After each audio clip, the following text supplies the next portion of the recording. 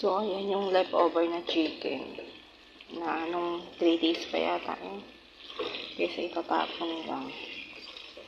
Hinalo ko na lang siya dyan kasi sayang. Kasi dito pag ilang araw yung tinatapon na nila, sayang naman. Kaya, ayan, niluto ko na lang at least bukas may pagkain dito. So, ayan, may pagkain na ako bukas.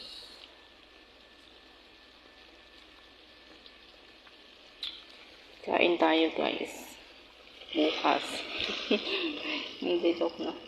Ayan, sayang kasi yung manok. Kasi ito itatapon lang nila. Yung matanda kasi ang nagtatapon.